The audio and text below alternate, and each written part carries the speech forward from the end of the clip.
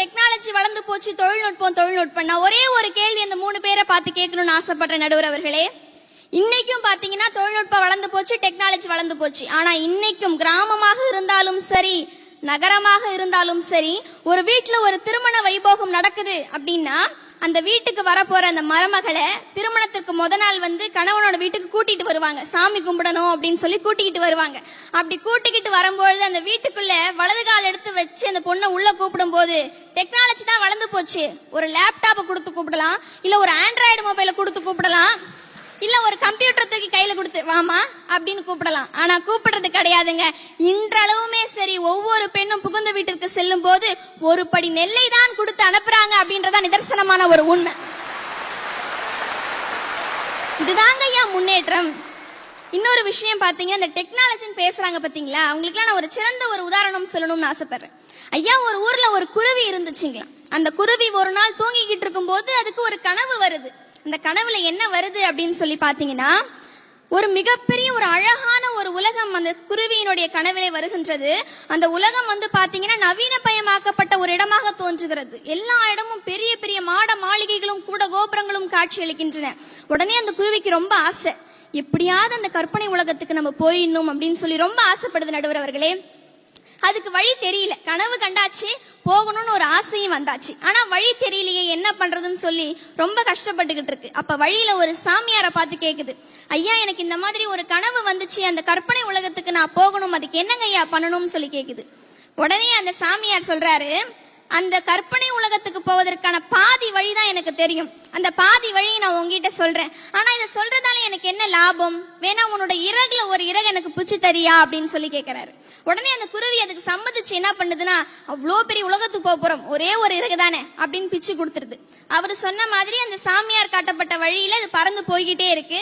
பாதி தூரம் போன உடனே மீதி வழி கண்டுபிடிக்க முடியல. ஒரு பாம்பு அங்க வருது. அந்த பாம்பு கிட்ட போய் இது நடந்ததெல்லாம் சொல்லுது. அந்த பாம்பும் பாதி வழிய சொல்லிட்டு அதுக்கு பரிசா பாத்தீங்கன்னா ஒரு இறகு அந்த குருவி கிட்ட இருந்து வாங்கிட்டு போயிடுச்சு.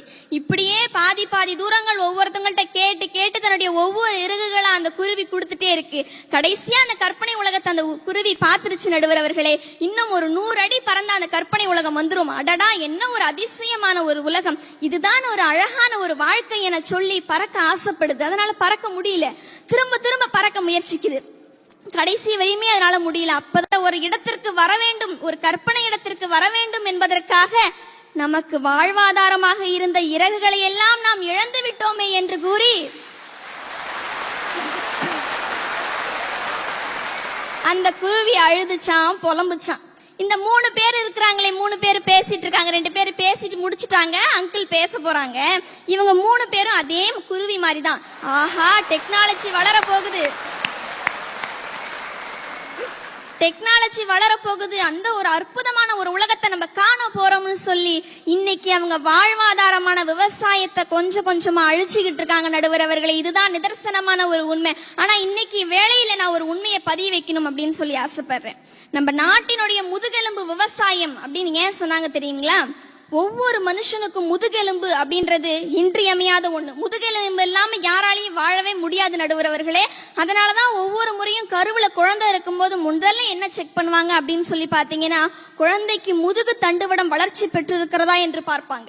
அந்த ஆண்டவன் எத்தனையோ உறுப்புகளை நமக்காக படைச்சான், முதுகு தண்டை ஏன் இன்றியமையாததா படைச்சான் தெரியுங்களா? இப்ப நம்ம நிக்கிறதுக்கு, உட்காரத்துக்கு, நம்ம ஸ்டைலுக்கு தகுந்த மாதிரி நம்ம உடம்ப வளைக்கிறதுக்கு எல்லாம் மிகவும் காரணமாக இருப்பது அந்த முதுகு தண்டு மட்டும்தான். அந்த முதுகு தண்டு மட்டும் இல்லைன்னா நம்ம நிலைமையை கொஞ்சம் யோசிச்சு பாருங்க நடுவர் அவர்களே. படுத்தா எந்திரிக்கவே முடியாது, அவ்வளவுதான். அந்த மாதிரி இன்னைக்கு நீங்க கொஞ்சம் கொஞ்சமா நம்ம நாட்டினுடைய முதுகெலும்பாக விளங்கி கொண்டிருக்கும் விவசாயத்தை அழிந்து கொண்டு வருகிறீர்கள். மானிடர்களே, கொஞ்சம் யோசித்து பாருங்கள். அழிவது விவசாயி அல்ல, விவசாயம் அல்ல, நாம் ஒவ்வொரு மனிதரும் தான் என்பதை கொஞ்சம் சிந்தித்து பார்க்க வேண்டும் நடுவர் அவர்களே. இறுதியாக ஒன்னே ஒன்று சொல்லிக் கொள்ளணும் அப்படின்னு சொல்லி ஆசைப்படுறேன். இவங்க டெக்னாலஜி அப்படின்றது, அதாவது இந்த தொழில்நுட்பம் அப்படின்றது என்ன தெரியுங்களா? கால்பந்து மாதிரி. எங்களுடைய வேளாண்மை என்பது எது தெரியுங்களா? புல்லாங்குழல் மாதிரி. ரெண்டுலுமே காத்து தான் ஒரு பொருளாக பயன்படுகிறது. ஆனால் அவங்களுடைய தொழில்நுட்பம் என்னும் கால்பந்திலே நாங்கள் கொடுக்கக்கூடிய காற்றானது பொதுநலமாக அதை வெளியே விடாமல் சுயநலமாக தன்னுள்ளே அடைத்துக் கொள்வதால் அது எல்லோருடைய கால்களிலும் அடிபடுகிறது, மிதிப்படுகிறது.